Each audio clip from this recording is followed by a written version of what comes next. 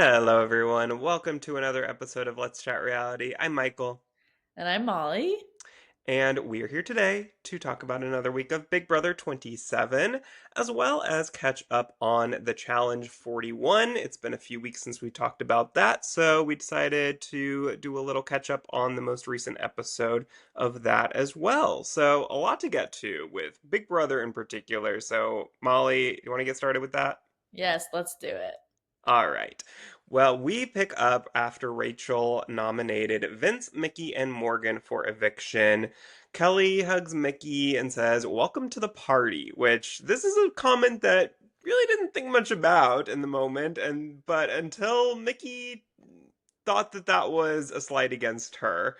And she also vents about Rachel to Ava, Will, and Ashley, who are all a bit confused why Mickey is pretending that she wasn't just plotting against Rachel days ago before this. So it really, I have a hard time telling sometimes with Mickey whether she believes the stuff that she is saying or whether she is just a really, really good at convincing you that she does believe what she's saying. Yeah, no, I agree with that. I feel like you never really know what's going on in general, like when she says stuff or when she doesn't mean it or when she is and trying to make up lies or not or other things that are fabricating the truth. There's a lot of things going on there.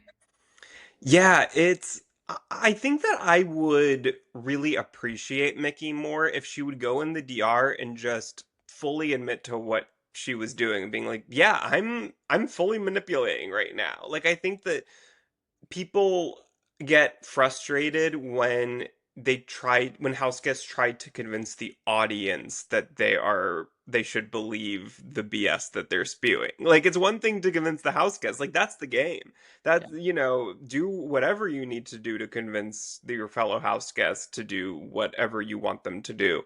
But to try to convince the audience of that as well is sometimes just kind of insulting our intelligence that it's like we shouldn't believe our eyes of what we are seeing on the feeds. Yeah, no, because especially the way that we see Big Brother, obviously you can watch live feeds and everything like that. Like it's not like you're only getting an edited episode, so it's even more so like when there are things that are being like they're not going over our heads, basically. Yeah, exactly. It's I really think that Mickey, like I think I was saying to somebody earlier just the other day that like if you combine Mickey, Morgan, and Vince, you get Vanessa Russo from season 17, who was like a legendary player of Big Brother, who was also somewhat frustrating to watch on the feed sometimes because she was very emotional, very like that part of her I think reminds me of Vince a bit and Morgan to a certain degree where it's just like the emotions, the crying, the constant, but like she's also was very, very good at what she did and had an amazing game sense. And I think that it's like all three of them have different qualities of that, but none of them have the game sense of Vanessa. So it's just frustrating to watch because it's like all the emotion, all the frustration, but none of the game sense. So it's just they're all running like chickens with their heads cut off. Yeah, that's a good description there. Yeah, which is highly entertaining. Look, I am Yeah. enjoying this season. I think a lot of people are kind of frustrated with this season because it's like there's nobody to root for in terms of like somebody who's, well, besides Rachel, I guess, who's like actually really good at the game and seeing things for what they are. But I kind of love it because it's just pure chaos and pure mess. And that's what I watch Big Brother for. I don't necessarily watch it for the stellar gameplay. I kind of watch Survivor more for that, I think, because generally Survivor players just seem to be like bigger fans of the game, better strategists. And look, if we had live feeds for that, maybe we'd be just as frustrated with those players. But from what we see, from the only information we have, Survivor players tend to be very good on average, whereas Big Brother players oftentimes are very bad on average. But I love it as long as they're messy. Yeah, that's true. We are getting good entertainment for this season, so can't complain too much. We are. So, well, speaking of people who maybe are questionable at strategy, let's talk about Morgan. So Morgan goes to talk to Rachel after being nominated and admits that she would have put up Rachel if she had won HOH, which I guess respect the honesty. Yeah, no, that was crazy for Morgan to say that while Rachel is HOH. Like, you really didn't need to do that, but okay, if you want to say that, go ahead. Yeah, I don't know. I don't know if I love this move. Not a move that I would make personally, but I think what she probably was going for was rather than trying to BS Rachel and try to be like, I never would have put you up, that I think almost if you admit to it and just be like, yeah, good move. I would have, you got me before I got you. I guess that kind of just opens up the lines of communication where Rachel can be like, okay, she's being honest with me. Let's have an honest conversation now and try to mend fences. And look, it kind of, I don't know if this is what did it, but it does seem like this week in real time, they are on the same page. They have fully mended fences and they are back fully aligned together. And I think that I don't know whether that would have happened necessarily if Morgan had gone a different route and just tried to totally gaslight Rachel to think that she made a terrible move by putting her up. Yeah, that is true. I mean, I guess honesty sometimes can be better off in the situation, maybe because Rachel does appreciate that and knowing like, okay, yeah, like I am a threat. Like it would have been a good move for her. So that is true. Yeah, you never know with Big Brother. Make one little different choice, and the whole sequence of events could have changed. So you never know. It seemed very questionable at the time. I still don't know if I would have done it, but hey, in the end, it seems to have worked out pretty well for Morgan. So Ashley also goes up to the HOH room to talk to Rachel, and she tries to convince her that Mickey was not coming for her. And she does this because Ashley is working with both Mickey and Rachel, and she would prefer for her allies to work together as well, so that she doesn't have to pick a side. And this was a very frustrating conversation to watch in real time because I don't think it was clear whether Ashley really believed this. And now I think with seeing DRs and more context, I don't think Ashley really did believe this necessarily, but I think she really did want to continue working with Mickey and working with Rachel, and so I think that was her intention here. But it really was like, oh God, please don't convince Rachel that Mickey wasn't coming for her and that she made a mistake, and then when Rachel wins the veto, uses it on Mickey and makes a terrible mistake by nominating somebody who then was actually her ally, and Mickey gets off scot-free. So I think that was the fear going into it, but yeah, this was a frustrating conversation to watch in the moment. Yeah, no, definitely. I felt like it wasn't really clear what Ashley was believing, but now, I mean, I feel like also I don't like Mickey. Obviously, I want Rachel to go further, so I was more just like Ashley, like just let Rachel do what she wants to do, and like don't try to convince her that make something that's not even in the realm of being true. Especially because when Mickey was HOH, she was venting about Ashley. Like she hated Ashley in that week, and a lot of people really turned against Ashley during that week. And so it was like, oh God, it's frustrating. It's hard to watch people defend others who have talked so poorly about them. I know. Yeah, it's like I wish you could see what's happening on that side, but they can't. Yeah. Yeah. And a funny moment during this conversation that was the toilet paper that Ashley had Oh yeah. sticking out of her pants that she'd had no idea was there. That was a very funny moment. Yeah. Well, then we get to Lauren and Will are chosen to play for Veto along with Rachel, Vince, Mickey, and Morgan. They play the OTEV competition, the famous OTEV, who this season is themed as the Hog Father. And we get it lasts longer than it did last season. Last season was only one round, OTEV famously. This season we got a full 3 rounds, so still not great, but Yeah. better. We're making progress. No. But yeah, Lauren ends up winning here, and yeah, she has now won an HOH and a veto. Yeah. No. Lauren's actually showing up as a good competitor in these challenges here. I feel like overall, I mean, the Zoto was kind of a little bit underwhelming. I mean, we had three, at least we had three rounds here. But it was funny to see all the goo and the cement and everything like afterwards, like and them still in the diary room and like having stuff still in their hair. It's like I guess they didn't even have time to shower in between these, so like they're just gonna talk right off after this. But I was interested to see just like overall like what the questions would be too. So that was fun.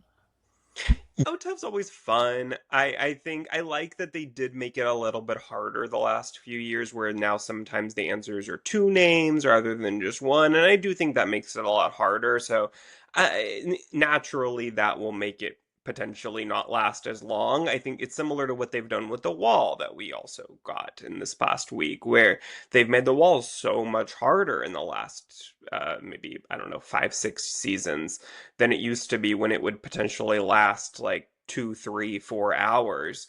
And they don't want it to last that long. It's a lot longer of a night for production. So I think they have tried ways to make it harder so it doesn't naturally last as long. But it is fun when we get more rounds of this or a longer wall to watch on feeds. Yeah, for sure. Well, Lauren, I mean, if we learned anything from her HOH, she's not great at making decisions. That is not her strong suit. And she's torn, of course, on whether to use the veto on Vince or leave nominations the same. She initially leans towards not using it, but then the night before tells Rachel that she does want to save Vince, who is her number one. Rachel is upset just because of the short notice, but tells Lauren that she will make a big move and nominate Rylie in his place if she does end up using it. So Rachel also gets upset with Vince and Morgan because she feels like they're pressuring Lauren to use it. Lauren thinks that Rachel is bluffing here, and I don't know why she thinks Rachel's bluffing. Like, just stop here for a second. I don't know why Rachel would bluff about this. Yeah, no, and there's no reason for her to. yeah, so it feels weird that this is what Lauren would think. I mean, I I think in Lauren's mind, she probably thinks that Rachel is just saying whatever, I guess, to get her not to use it because Rachel doesn't want to have to nominate somebody else. And so she thinks Rachel is just saying like the worst thing that she thinks Lauren could hear. I guess. Yeah, maybe I guess that could be what she'd be thinking, but I don't know, or just she thinks Rachel's a good player and that like she could just be lying to not have her use it in general, but I don't know. I didn't think that Rachel would be bluffing on this at all.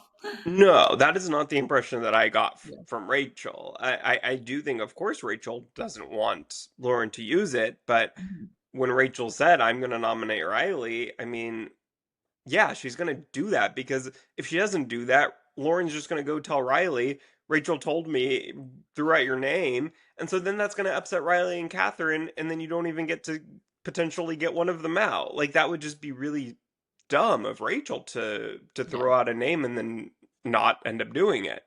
So, it's both worst of both worlds. So I also, now I've defended Rachel. I don't love that Rachel goes to Vince and Morgan and just gets really pissed at them that they felt like they were pressuring Lauren. Like, Lauren's not a child. Lauren might, be very young. She's what, 22? I think she just turned 23 like yesterday. Hmm. So I, but Lauren is an adult. Like, she can make her own decisions. And it felt like Rachel was talking to somebody's parents and like blaming them for their like 12-year-old child acting out. I, Yeah. I don't know. And then Rachel's even convincing her to do something too. It's not like Right, it's not exactly. like she's not doing that at all to Lauren either. So, like, she's, I guess, going about it in maybe a less pressureful way in her mind, but like, it's still not like there's a bar there and it's like teetering. It's like not that far off. Like, Yeah, exactly. And of course Vince is going to try to get the veto used on him, like anyone would. And so Vince didn't do anything in that case that crossed a line by any stretch of the imagination. So, on both sides, they're both trying to pressure Lauren to do what they want, and both of them are well within their rights to do that. And Lauren, unfortunately, is just somebody who doesn't do well with decision making, and so both sides have to put a lot more pressure on Lauren and know that they can possibly convince her to do something by using pressure, whereas someone else who's a little more decisive, they might not even try as hard because they know it's not even worth it necessarily. Yeah, for sure. Well, then we get to the veto meeting, and Lauren does end up using it, and Rachel does go through with what she said. She did not bluff, and she blindsided Rylie here. So do you think that that was a good move for Rachel, or should she have maybe gone with an easier decision, someone like Kelly? No, I was very happy when she nominated Riley. I thought that was a great move. Also, I mean, in the house, they don't know all the stuff we know about Riley on the outside. So obviously, like everyone in America's like, yes, get Riley out. So I think that also was a good moment. I mean, obviously in gameplay, like he did have a lot of good connections. Obviously, he was in a showmance, and like with that, like you never are gonna be able to beat that kind of person. Like if their showmance person is on the final two, like you're not gonna get a vote over that person. So that's also a good move on her part. Yeah, I will say I was super happy in the moment, of course, because F. Riley, to put it bluntly. I was really, really happy, but I wasn't 100% sure whether it was actually the right move for Rachel because Rylie was just so loved in that house.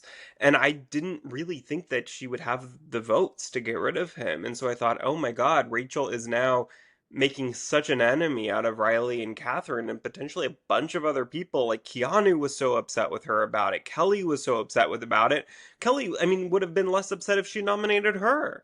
And so it just felt like Rachel was potentially really, really making her target like exponentially higher for the following week when if she had nominated Kelly, like, yeah, that would have really sucked for Dick Kelly out on your HOH. And I just don't think Rachel is the type of person who would be even willing to put that out there as an option because she wants to make sure that her HOH makes a mark. And so I wasn't necessarily shocked, but I was really worried about it.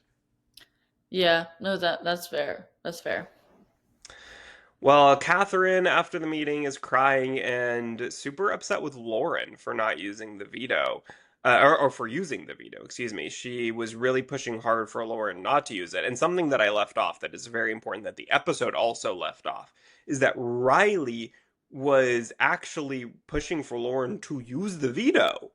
And he was a very big part of, I believe, convincing Lauren to use it. And Catherine was trying to undo that and be like, no, don't use it. Because I think Catherine really thought there was a chance that Rylie or her went up there. And Rylie didn't think so. So he was like, no, go ahead and use it. I don't care. Whatever. Do what's best for you.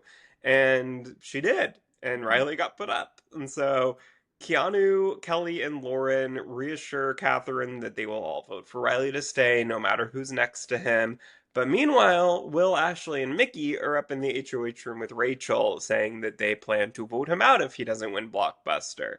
So this really leaves Vince and Ava as the swing votes here. So Vince can promises his votes to both sides. I mean, he's Vince is gonna Vince, and Vince is gonna tell everybody what they want to hear, and he promises his votes to both to Morgan and Rylie. And look, I think Vince puts himself in dangerous situations really often by telling everyone what they want to hear and can't can't withhold uphold both of those promises. No, I mean it's gonna be continued until he leaves, basically, because we're already seeing that again. But I feel like it was obviously he's gonna have to decide there of who he's gonna vote for because he can't not vote and he has to choose someone. But I feel like overall it's interesting that Riley was like, yeah, go ahead and use it, and then it put him up. But I mean, I don't know. obviously now we know the results here, but it was really seeming like it wasn't totally clear on what was going to happen, if it was going to be Rylie going home, and it seemed so close even till the minute before it happened. So, It was really back and forth close. Yeah, I mean, this was a very, very interesting week. And with Vincent Ava, it I truly didn't know what was going to happen. Like right up until that vote. I mean, we'll talk about it more when we get to the actual vote, but yeah, this was one of those weeks where I was like, wow, I really love the blockbuster because we never get moments like this in just a regular week of Big Brother for the first 25 seasons without the blockbuster when you know both the nominees starting on Monday. A lot of times it's just like a foregone conclusion, but when you have the blockbuster, I think a lot of times there's one scenario that the House just doesn't want to happen, which I think in this case was Morgan versus Vince. Or I'm sorry, Morgan versus Rylie. mhm. And I think Mickey was probably going to go home this week if she was left on the block. Whereas in a Morgan versus Riley nomination, uh, there seemed to be a lot of potential for the vote to switch. Like we saw, like in that scenario, Vince and Ava are the swing, and we saw Ava in the DR during her vote. She was like, "I really can't vote for Mickey." Like, I think she very happily, easily would have voted for Mickey, but she didn't necessarily feel that same way about Morgan. And so I think it's just sorry, I think I got off track here, but what I was saying was that It was sorry, relevant. yeah, but what I was saying was that the scenario of Morgan versus Riley was the one that nobody wanted to happen. So it's kind of that scenario where you just kind of put it out of your side line of vision. Like it's like that's what's the chances that that's actually going to happen? That Mickey's going to win Blockbuster. So it's like I'm not going to really think about what I'm going to do in that situation because well, what like it's just going to be irrelevant and it's just going to make me go crazy for nothing. And so in that moment when then that actually does happen, it's like, oh my God, I didn't think about what I was even gonna do here. And so then you just kind of like you're more likely to do the scary thing that you probably would have otherwise talked yourself out of if you had had 4 days to think about it. Yeah. No, definitely. They're just like, oh, out of sight. We'll think about that later, like when it's actually relevant. Yeah. So I think like Vince and Ava probably would have both talked themselves out of doing what they ended up doing, but because they really didn't have time to think about it, they just kind of were like, I Mhm. guess I'll just do it and deal with the consequences later because you just kind of have that adrenaline going. So we'll Yeah. get to that in a second more or so, but it just like that moment, yeah, really this week made me really love the blockbuster even more than I already did. Anyways, back to starting Thursday's episode. Morgan walks in on Mickey and Catherine talking game using M&Ms. Now, this has been famously Morgan and Mickey's thing. The M&Ms using M&Ms to work out scenarios, votes, all this different stuff. They've been doing it for hours and hours on end the last few weeks. It's really become their thing that a lot of live feeders have been kind of annoyed by. But this seeing Mickey walking in, or Morgan walking in, and seeing Mickey doing this with Catherine now, really starting gets her gears turning and being like, "Ooh, I don't love seeing Mickey doing that with other people. This was our thing." And Morgan becomes a little jealous and starts to maybe think, "How much can I actually trust Mickey? Is she maybe closely aligning herself with other people who are not me?" Yeah. No, I know. It definitely is like you see someone hanging out with someone that you thought you're closer with, and then like obviously this is different because it's a gameplay, but like it's just like it doesn't sit right. Yeah, yeah. I think it's just like one of those things in this house. Your paranoia is just Yeah. so high at all times that you can just convince yourself that any little thing, especially when you're already potentially thinking that in the back of your mind, and then you just see things that confirm that suspicion, and it's like, oh, yeah, there's just something in my gut. It's telling me that maybe I can't trust this person as much as I thought I could. Yeah. Then Ashley also starts to get upset with Mickey because Mickey publicly in the kitchen in front of Riley and Catherine makes a comment about how much Ashley's been up in Rachel's HOH room. And it's like, why are you saying this in front of other people and really like associating me with Rachel and like just putting a spotlight on our alliance and who we're hanging out with a lot. And this could be detrimental to my game. So then a lot of them, Rachel, Will, Morgan, Ashley, are all comparing notes now about Mickey because they're all kind of starting to feel the same way about her. And they, along with Vince, form an alliance called the Judges.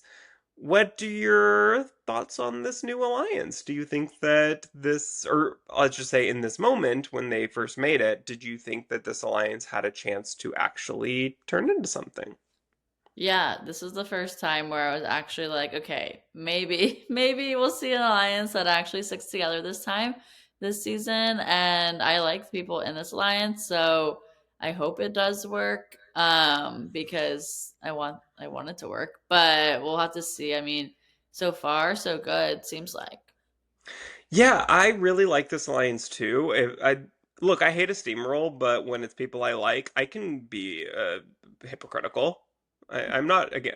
I'm not above being hypocritical, so I would fully support a steamroll with these five. But I was a little nervous about Vince's inclusion here, just because Vince is so like wants to play the middle, doesn't want to commit to one alliance. That I was like, ooh, I hope they just don't trust Vince too much. I think he's good to have in their numbers, but I would really, really hope that the four of Rachel, Will, Morgan, and Ashley know not to give him too much information. Like, kind of have him as an outside part of their alliance just for the numbers and for the potential that, of course, he might win HOH, but not to fully feed him all the information that he could just run and use against them when need be.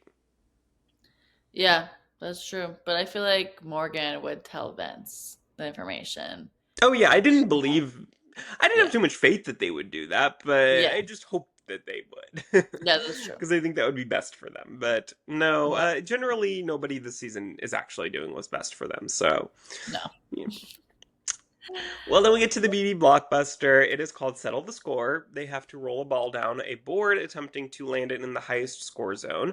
They have 2 minutes to keep going, and whoever locks in the highest score within that time wins. Now, this is very interesting because we see first that Morgan locks in her score. And then immediately after she does, Riley locks in his score, which is tied with Morgan's score. And you would think that in a tiebreaker it would be whoever locked it in fastest. So I don't understand. Riley had a minute left. Why in the world would he lock in a score that is tied with somebody else's? And then we also see that Mickey at the same time has already scored something much higher than that. And she ends up winning here. But I still like I do not understand why Riley locked in his score when he did. No, it made no sense. He also had that number before Morgan even got that, Yeah. and he just was standing there like nothing, like doing nothing there, just staring into space and didn't move. So like did he just like forget where he was? Like forget what was happening? Like I don't know, maybe too much adrenaline. Like I don't know what was happening in his mind. Yeah, I didn't mind him when he was the only one who had that score. Hmm. I didn't necessarily mind him just kind of like waiting back because it's possible that nobody could get a score higher than that, and then you just kind of wait until the timer's about to go out, lock your score. If nobody can get one that's higher, you're good to go. So I didn't mind that so much, but then once Morgan got a tied score to that and locked it in, at that time Riley should have immediately taken that ball and kept trying for a higher score. Yeah. And even that was even before we then saw that Mickey had like 10 points higher and locked hers in. So I just didn't understand that at all, but who cares? Because Mickey ends up winning this blockbuster, which was, as I mentioned earlier, worst case scenario for a lot of people. So they all come down, and the chaos begins as Rachel is begging Ava to vote for Riley. And we see Ava and Vince have a little moment where he said, "What are you doing?"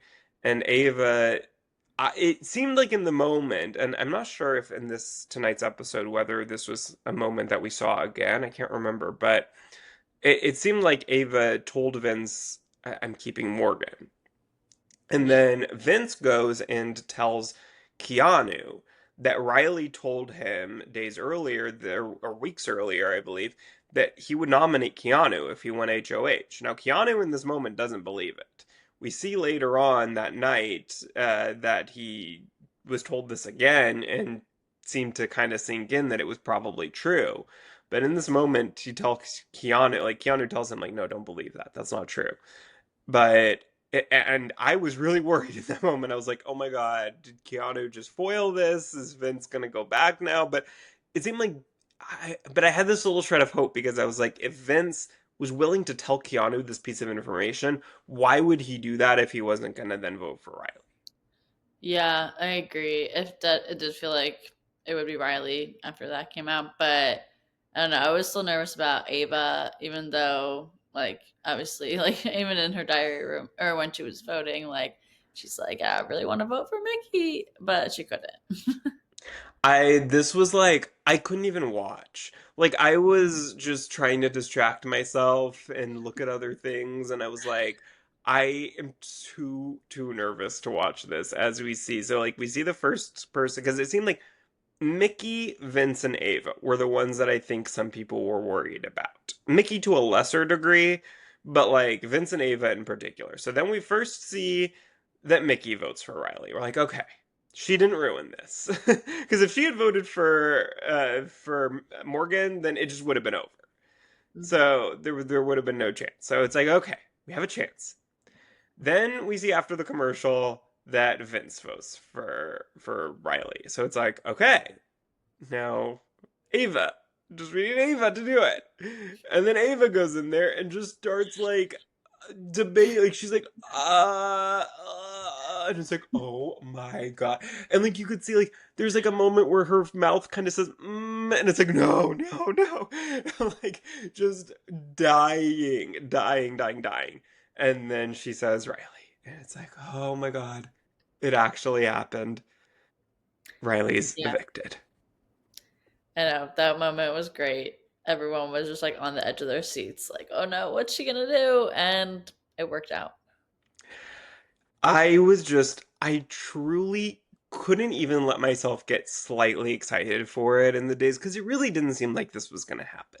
Like, it really, even the episode, the edit that they gave, it really felt like they were focusing so much on people distrusting Mickey and all of Mickey's mistakes and all this stuff. Like, they were really thinking that Mickey was going to go home this week, it seemed like, and they were telling that story. And so I just was like, yeah, I think they're probably right. Like they're probably right. And then it it seemed like wow, there's maybe a chance, and everything's just kind of slowly going right for it to be Riley, and then it is, and I'm just so thrilled for so many reasons because it's like we don't have to subject ourselves to Riley on the jury. We can get Catherine playing the game without Riley, which I think everyone was so excited for. To first just get her away from this guy, it just feels like really good for Catherine's mental health that she is away from him and has time to be away from him before going home and having her family tell her everything that she doesn't know and how America feels about him. And like I think it'll make it a little bit easier that she just doesn't go from like spending 70 something days with him, potentially 80 something days, and then having to, just be not only stripped away from him, but learn all this information.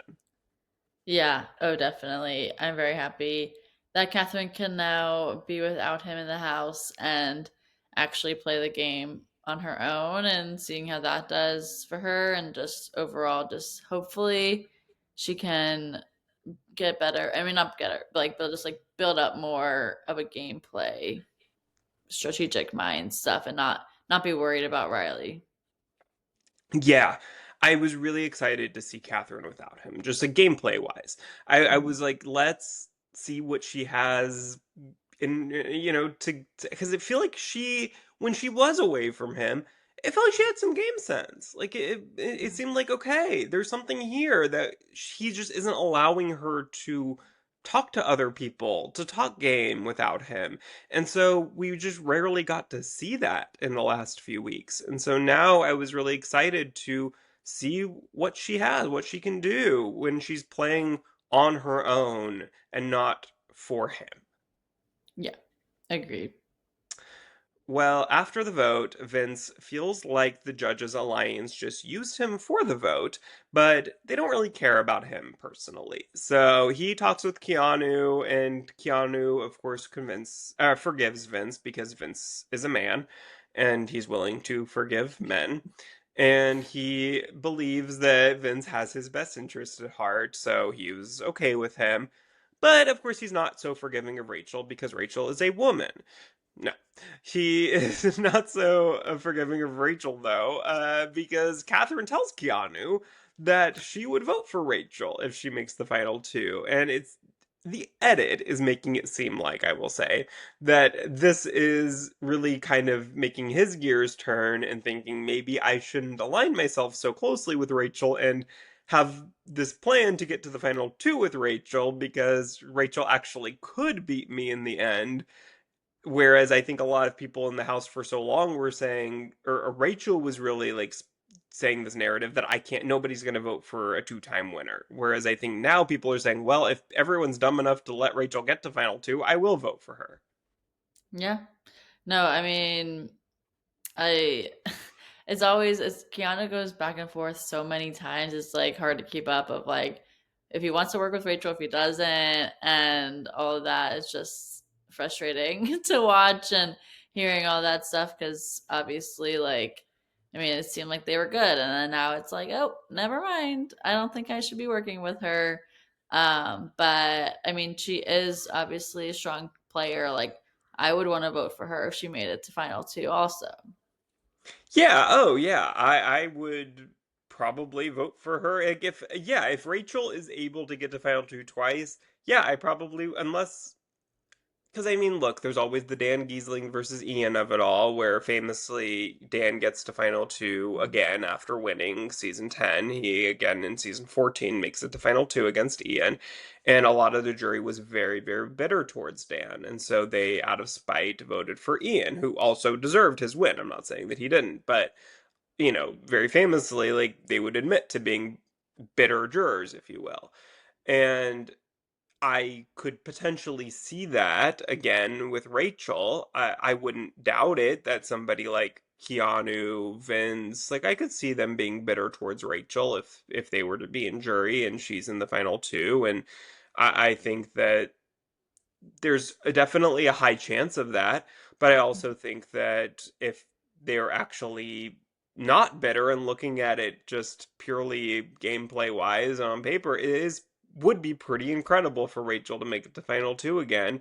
And yeah, I would like to think that I would respect that and vote for her probably if she were to have actually made it that far. But the crazy thing is that this really isn't what at all convinced Keanu to go against Rachel. Like Keanu is just he he and Rachel's relationship is like this all season long, and I think that Keanu my theory is that I think that Keanu just doesn't I think that he doesn't want to ever be evicted and seem like he was being manipulated by Rachel. He doesn't want the audience to view him as somebody who was just like Rachel's pawn, Rachel's puppet, being manipulated by Rachel and then tossed out. Like I think he wants to be the one. He wants to make that moment. He wants to be the one to get out Rachel Riley.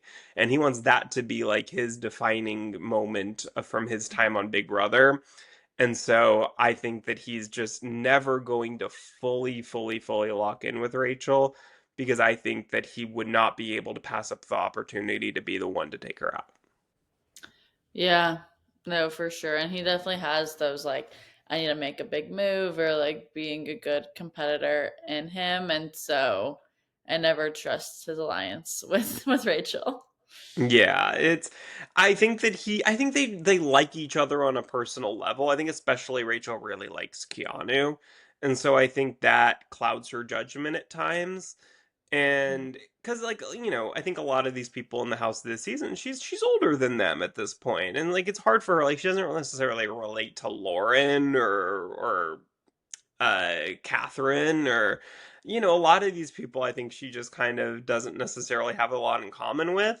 Whereas I think she really just vibes well with Keanu, and so I think that they really want to work together, but then Keanu just never will get that out of his head, I think. Like he will always have something in him where he wants to have that moment and he will not pass it up if given the opportunity. Yeah. Well, then we get to the HOH competition, which is the famous wall comp.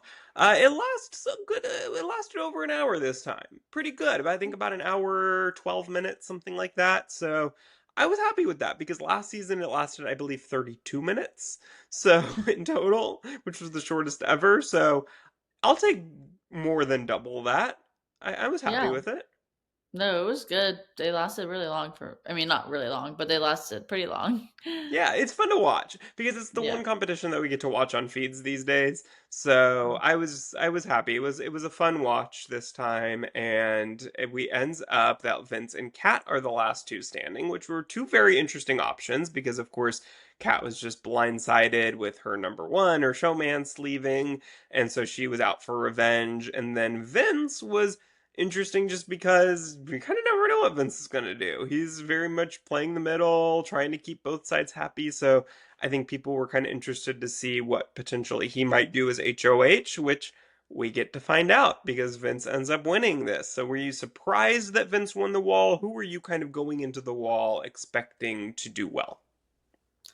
Yeah, I wasn't that surprised Vince won. I feel like anyone who's like kind of skinnier like is gonna be better just because you have less mass to like worry about like falling off of, falling into the ground there. But so I thought that Lauren would also do well in this, which she Mm. did pretty well here too. And Kat, and Vince, of course. I thought Kelly had a shot at it too. She was trying to be a little fancy there, stretching out, and then made her fall. But I had a feeling like it was kind of even across mostly about like those four people. I thought, Yeah, there's always somebody who gets a little too confident on the wall, tries to do some tricks and do that, and they sometimes doesn't work out for them. Like I remember during the pressure cooker competition in season six, Janelle just started like dancing and doing all this stuff, and then she ends up kind of accidentally taking her hand off the buzzer for a second, and she ends up getting eliminated. So it's dangerous to do that. But yeah, no, I was not Morgan had been spending this whole season talking about how she was going to do on the wall. That this was her comp. She was waiting for the wall. They're gonna have to pull her off of it, and then she's the third one out. So yeah, you just never know. Like I think a lot of people really think they're going to do well at it, and then aren't necessarily as good as they think they will be. But yeah. Morgan was so sad when she fell off. yeah, she was. She had an interesting fall too. It seemed weird, like the way that she fell. It was like defied gravity. But yeah, so Vince ends up winning here, and then Morgan was right up to that HOH room with Vince. She has been spending a lot of time with him up there this week, and she tells him that she is actually fine with him nominating Mickey because she is hurt by the fact that Mickey has been talking about since the eviction that she was torn keeping her or Rylie. She has been just talking about Rylie and how, oh, I lost somebody who never would have nominated me, and this was such a bad week. And Morgan is hurt by this because she's like, this should have been a really easy decision for you. Like we're each other's number ones, and you're seeming like this was a tough decision for you. So she feels like Mickey was potentially just kind of using her for information and really doesn't want to work with her as closely anymore. Yeah, no, I mean that's fair. I feel like she was already feeling like she was on the outs with Mickey, so it would make sense for her not to be upset that she could go up. Yeah, it really seems like these last, since the judges has been formed and they were all like comparing information on Mickey, that Morgan has been realizing that that's not somebody who I necessarily want as my number one. I think a lot Mickey went from being in such an amazing position in the game to kind of this HOH-itis that she's been having that's had a lasting effect. Ever since then has really started to turn a lot of people off, and Mickey is now kind of an easy nom for a lot of people because it's kind of one of those people that not a lot of people's going to be upset if she goes. So my how the mighty have fallen, but Right. Vince wants to put Rachel on the block too, but Morgan really tries to talk him out of that and not putting up anyone from the Judges Alliance here. So Morgan has really been putting in a lot of work here these last few days to really keep the Judges Alliance safe, and that is I'm grateful for it as an audience member who is rooting for pretty much all of them. Yeah. No, I agree. I feel like, I mean, at least we know with now the nominations that we saw that he didn't go with anyone from the judges. So that was good. At least not yet. Yeah. Because Vince decides here that Ava will be his second nom, but he is torn on who to pick as his third. Rachel tells him to go with Kelly, but Keanu tries to swing him back to Rachel. Keanu again is not prioritizing Rachel at all as much as she is prioritizing him by any means. But Vince tells Kelly that he's considering her. Kelly is hurt because he keeps burning her over and over again and leaving her out of conversations. Now, Kelly, the person who volunteered multiple times to go on the block, is now hurt that people have put her on the block. Yeah. Well, I mean, she's obviously been nominating her, or been offering herself up. Like, she can't be that upset. She's going up again. So I don't blame Yeah, Vince for that. yeah, and I mean, she says that it's not so much that has hurt her, but it's so more like him leaving her out of conversations. I Yeah. just think that whether you volunteer or not, whatever, like you have proven yourself to be somebody who is very proud of the fact that you instigate a lot of situations, that you nominate yourself for the block, you do all these crazy things. Who is going to trust you? Like, I just think that's the problem is that, like, I get that she's hurt that people are kind of leaving her on the outs of a lot of alliances and conversations, but you have not proven yourself to be a trustworthy person to anyone. And so I think that just naturally those actions are going to have a reaction of people not including you in things. Yeah. Oh, for sure. So Vince does end up nominating Ava, Mickey, and Kelly as his three nominees. So that is how we end the episodes here. But let's quickly just get into a few feed spoilers. So if you are not caught up on the feeds, just fast forward a few minutes here. Mickey has won the POV, and it seems like Vince is was leaning towards nominating Catherine in her place. So Vince has been very unclear. Like he has not said to anybody really like for sure what he is planning on doing. But it really did seem like Morgan had done a lot of work to convince him over the last couple of days to nominate Catherine. But then just in the last like hour here, and again, this could have changed again since we've started recording. So apologies if this is out of date by the time you listen to this. But it seemed like so Rachel just earlier today was talking to Keanu and once again confiding way too much in him. She was telling him kind of trash talking Vince to Keanu and saying like I don't trust Vince. I'm going to nominate Vince if I win HOH. Like, she's really confiding in him a lot. And Keanu goes right back up to Vince and tells him everything. And so Vince now feels like he has an excuse, a reason to justify nominating Rachel. And so it really, really felt like he, was talking to Keanu, talking to Kelly, and had kind of like been like, yeah, F it, I'm gonna do it. I'm gonna nominate Rachel. And we'll see because it's very, very possible that Morgan will go back up there later tonight or tomorrow and talk him out of it again. And maybe he'll kind of backtrack a bit and maybe he's just kind of in his feelings right now. But I think if the decision were to be made right this second, or at least last time I was watching feeds, it seemed like Rachel's the option. So I'm a little nervous right now. I know that's scary to think about because you never know what's going to happen in the Big Brother house, especially with this cast. So I don't know what to think right now, but I'm hoping that it's not going to be Rachel. I really hope so too. I'm nervous, but she has the blockbuster.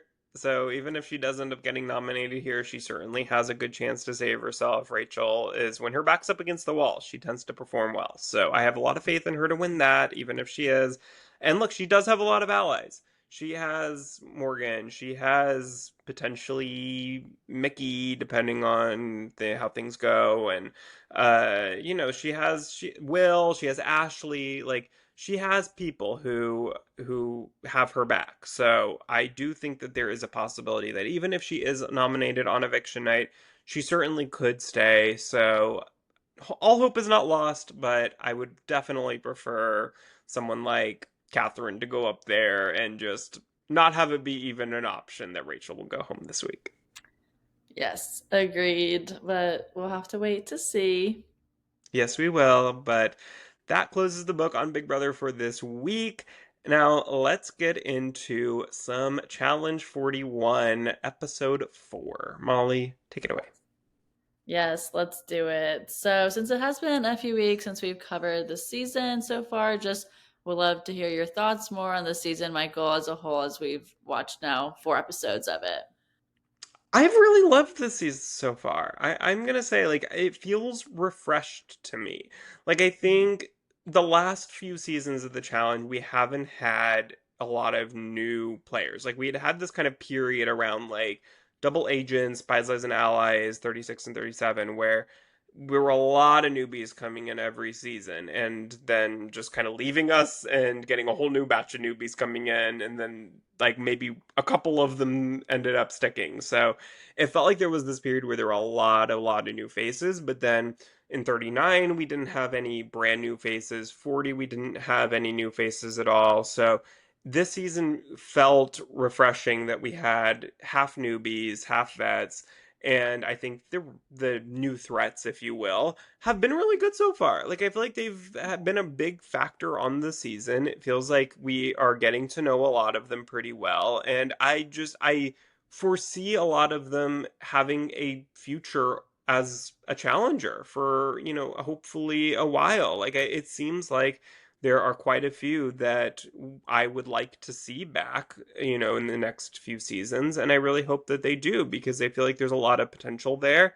And yeah, I really liked this season. I think that so far it feels like a strong start to the season.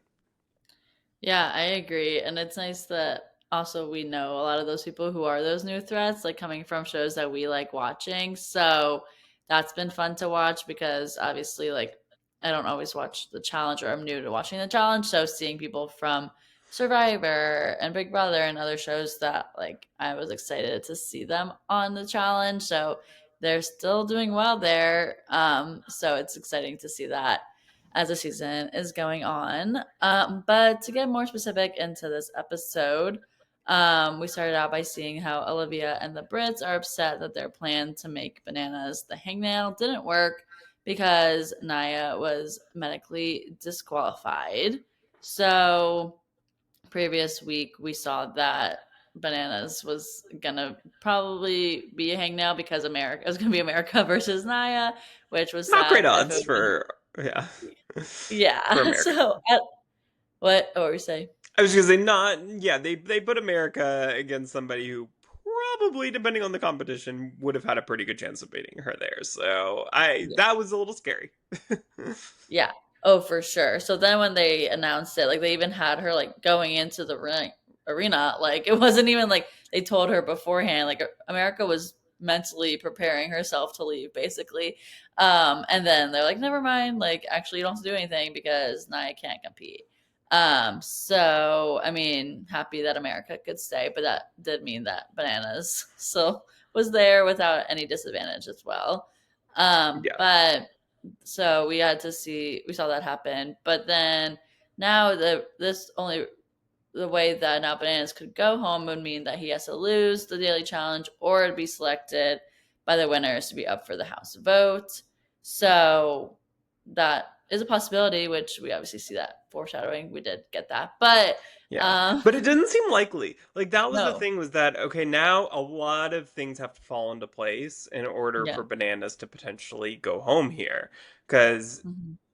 as he mentions later in the episode, Bananas has never come in last in a daily challenge before where he's automatically gone into elimination, which is crazy considering how many seasons Banana has done. Now, that's not necessarily the format of every season that the last place automatically goes into elimination. So it's certainly possible that he's come in last before and that just didn't mean anything because it was a season where that didn't matter. But still, I mean, that is the format for quite a few seasons that he's done. So the fact that that's never happened to him before in his entire challenge career is a pretty crazy stat. Yeah. No, that actually is wild to think about because he's been so many seasons, and the fact that that's never happened like just shows how big of a threat he really is in in the challenge overall. So if you're that close to having him be at a disadvantage, like everyone was getting so excited and then be stripped right away was like, like do we have the chance? But Yeah. well, we did see that happen because in this daily challenge, it was called a maze, and there were 120 containers that made a giant maze. And then within the maze, there were different Sudoku. Sudoku. I know Sudoku. I don't know. I always think it's Sudoku, like Sodoku, not Sudoku, Oh. like an Everyone says extra it O wrong. in Yeah. there. Yeah, there were Sudoku. Sorry, you can get that. No, I'm leaving Sudoku. it in. No, Sudoku. Sudoku. I got it. I got it. I even love Sudoku. I just can't say it right now. I know, yeah. Puzzles of different levels. And the harder puzzles were closer, while the easier puzzles are further in. So then the team who completes their puzzle and then gets back out, the fastest wins. And then the slowest teams, or the team that doesn't finish, or they finish the least of their puzzle before the 45-minute time is up, then they'll lose and they'll automatically be going into elimination. So I feel like a lot of these people were having trouble with doing these Sudoku. Got it. I got it on the first try that time. Puzzles. Look at that growth. Because yeah, thank you. But I feel like obviously like also in your pressure situation like it's probably harder, but I was looking at it like okay, like this seems pretty straightforward, like they should know how to work these kind of puzzles out. But what did you think?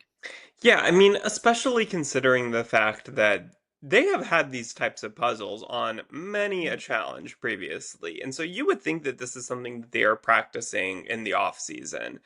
And it just feels like a lot of these vets just don't even bother practicing this or other math skills. Like you just time after time, season after season, these get confessionals of these people being like, "Yeah, I can't do math. Like that is not my strong suit." And you would think like the amount of time that they spend training physically, that they would Yeah. also be doing puzzles and doing other like math skill training. I don't know that is such an important swimming, like all these other things that like come into play on these. It's like going into like, you know, Big Brother or Survivor and just not practicing like fire making or like how to, I don't know, on Big Brother how to train. Like, Adrian literally built a wall comp and for wall comp Wednesdays on his house at his house. Like, these people do train or it's let me say this. It's like Big Brother going on Big Brother and not watching Big Brother. And we see Yeah. how that has worked out with 90% of these people on this cast.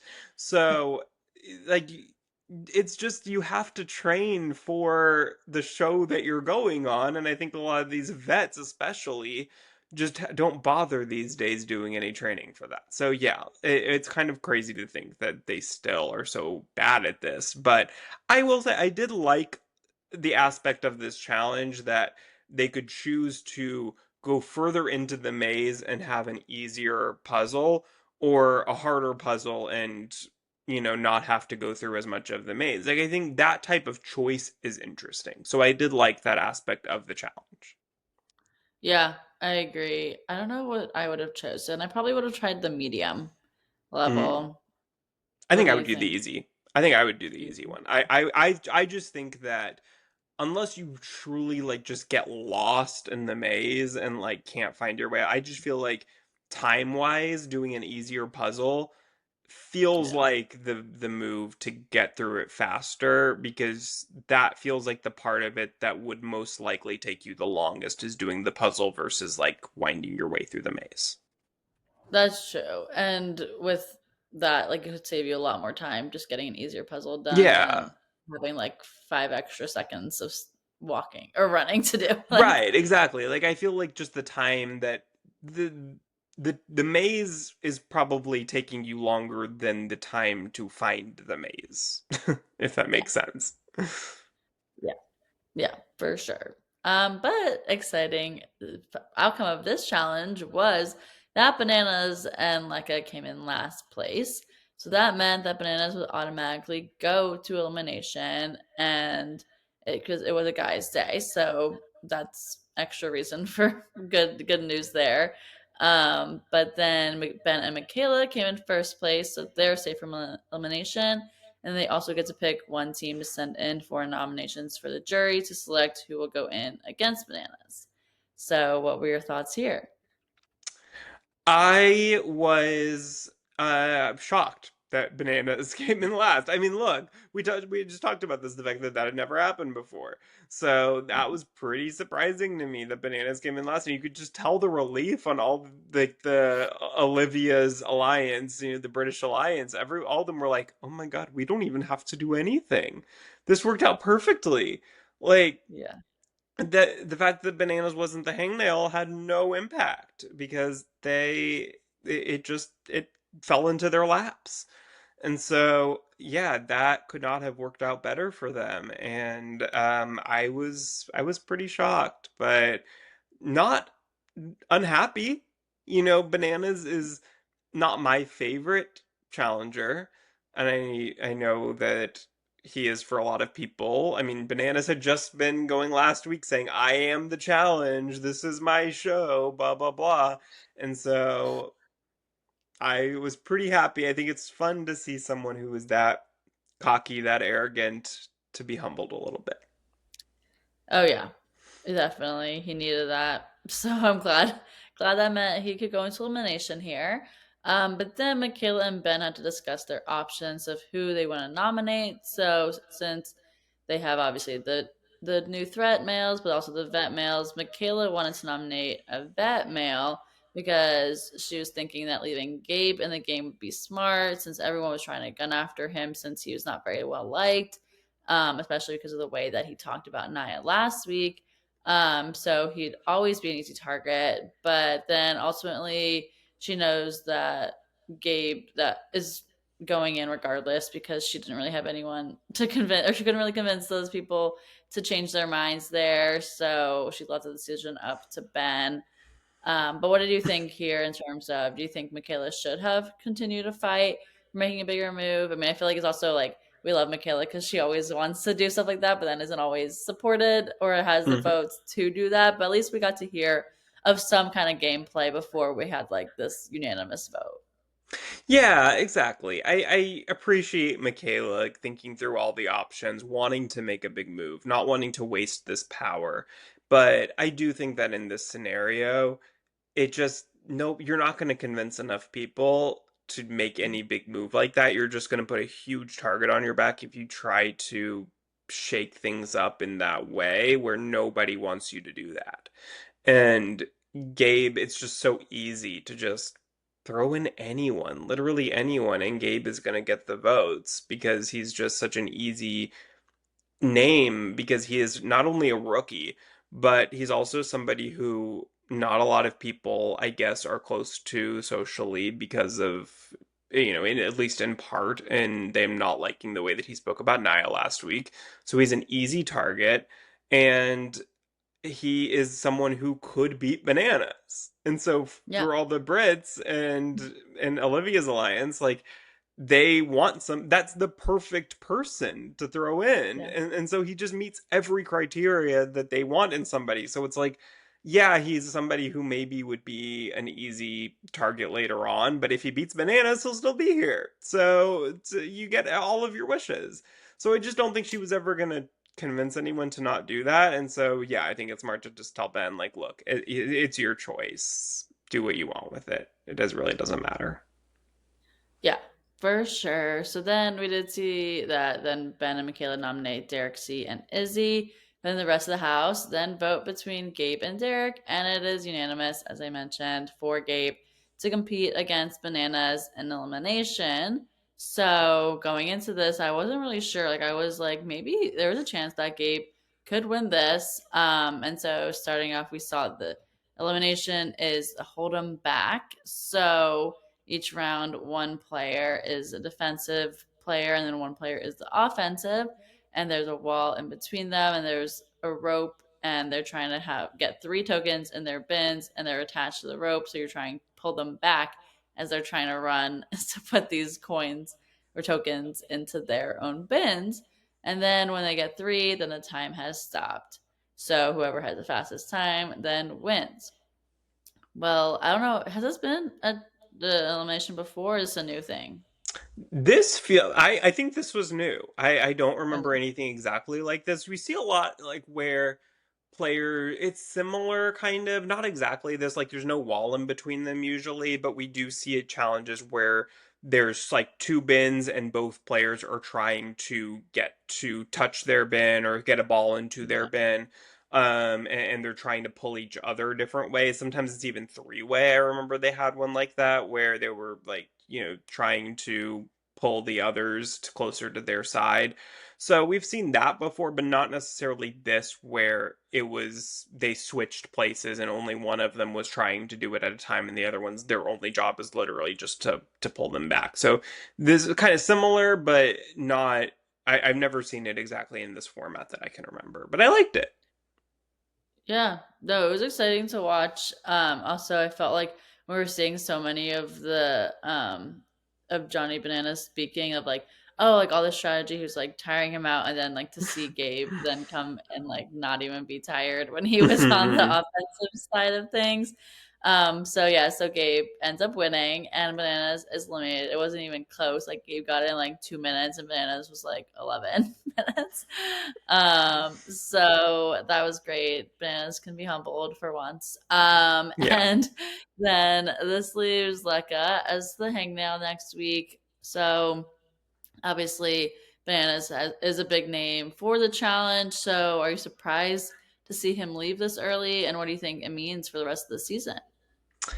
Yeah, it's gonna be interesting. I mean, it's rare that Bananas leaves this early. It actually weirdly feels reminiscent of one of the last times Banana left this early was War of the Worlds, which was the last season that we had that was very similar to this, where he was half rookies, half vets, and he was partnered with Morgan Willett, and he was left in week 2 or 3, I believe, that season. So it was very similar that he was an early exit that season as well, and he was also an early exit the following season, and then came back the year after that and ended up winning. So it's just you kind of just you never know. It's a series of events. I feel like usually if he can get past this kind of early few weeks, then he can kind of get his strong group together and make it all the way to close to the end. But he just kind of couldn't quite get his footing this season, and there was a large contingency of players who were really gunning for him, and they didn't even really end up having to do anything in the end because he put himself there, and they kind of worked together to put someone in who was able to easily beat him here. But I will say, as much as I get annoyed by Bananas, as much as I really don't love a lot of things that he stands for outside of the game, I appreciate the fact that he is one of the only vets from kind of his era that still comes around and is able to really keep up physically with these players and doesn't seem like he's just coming in to get a check and leave.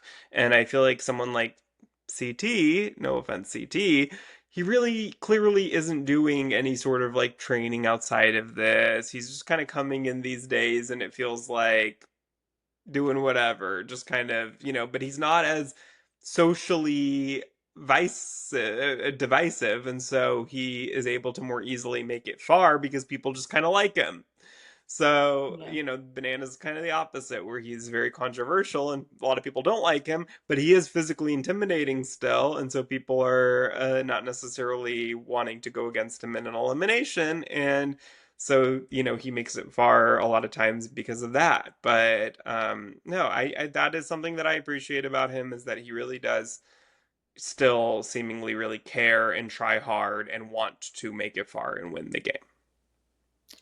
Yeah, that's for sure. He definitely is a competitive person, so he's not gonna like back down and stop competing and just trying to win at all the challenges and just training for it. So he's good at that. But Yeah. this one he couldn't finish, so But it or will be couldn't interesting. get yeah. I'm looking forward to the rest of the season because he is somebody who sucks up a lot of airtime, and so I'm excited now to get to know some of the other players and have the dynamics shift because a lot of it centered around whether you were for or anti bananas. And so now that's not going to be the case, and we're going to get to see a lot of shifting dynamics, I'm sure, and it's going to be interesting because I think we have a good cast here. So I think that the show can definitely easily survive and still be very good this season without him there. Yes, agreed. So if you're not watching it, you should tune in on MTV. It's great. And also this week we have the Love Island season 7 reunion. So that's exciting. We'll be talking about that next week as well as Beyond the Villa updates as we were getting more episodes there and Big Brother, of course. So we'll chat with y'all again next week. Thanks so much for listening, everyone. Don't forget to subscribe wherever you get your podcasts and follow us on social media at Let's Share Reality. Bye, And everyone.